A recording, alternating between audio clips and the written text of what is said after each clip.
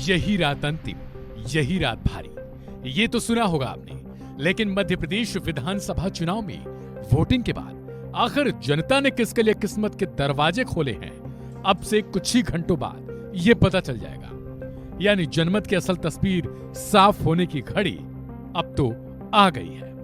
बस एक रात बाकी है और पोल खुल जाएगी सारी।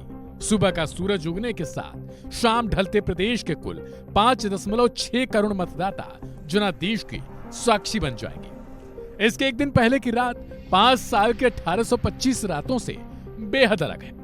सवाल है कि आखिर अब की बार सत्ता की कुर्सी का राजा आखिर कौन होने जा रहा है?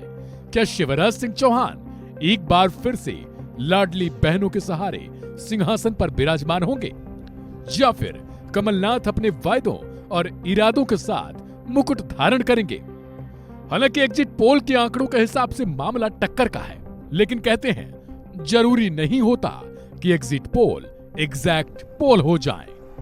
रात में करवटें बदलते हुए भी दिल और दिमाग इन प्रत्याशियों के लिए कितने सवाल लेकर उठेगा, इसका अंदाजा भी हम नहीं लगा सकते। कुर्सी इतनी आसान नहीं होती जो 5 साल जनता पर राज करने के लिए मिल जाए। एक दिन जनता का तो 4 साल 11 महीने 29 दिन इस कुर्सी पर बैठने वालों का होता है। यानी मूलतः लक्ष्य है जनता की सेवा के नाम पर सत्ता की मेवा का उपभोग करना। 18 साल से सत्ता का सुख भोगने वाले शिवराज सिंह चौहान और राजनीति के सिकंदर माने जाने वाले कमलनाथ की पार्टी ही नहीं, बल्कि इन दोनों की साख भी इस बार दांव पर लगी है। यानी जिसने भी इस बार जीत दर्ज की वो राजा, वरना फिर तो 5 साल बाद क्या होगा ये इन्हें खुद नहीं पता। हालांकि अब अगर एग्जिट पोल पर नजर डालें तो एमपी में रिजल्ट से पहले दावे दोनों ओर से जारी हैं। मध्य प्रदेश के मौजूदा गृह मंत्री नरोत्तम मिश्रा ने जीत के दावे किए और भारतीय जनता पार्टी की मजबूत स्थिति की वकालत की है।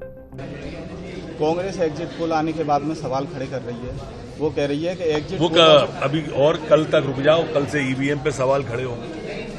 अभी एग्जिट पोल पे सवाल है। ये कांग्रेस पार्टी है, जब हारती है तो किसी पे भी न्यायालय पे सवाल खड़े कर देती है, ये सेना पे सवाल खड़े कर देती है, ये वैक्सीन पे सवाल खड़े कर देती है, ये एग्जिट पोल पे सवाल खड़े कर देती है, कल ईवीएम पे उठेगा। इधर दिग्विजय सिंह ने भी कहा कि कल देखेंगे कि शिवराज सिंह चौहान कहां खड़े होते हैं।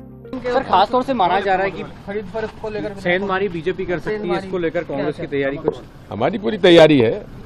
सर, अब हमारे पास कोई सिंधिया नहीं बचा, इसलिए कोई गद्दार नहीं है।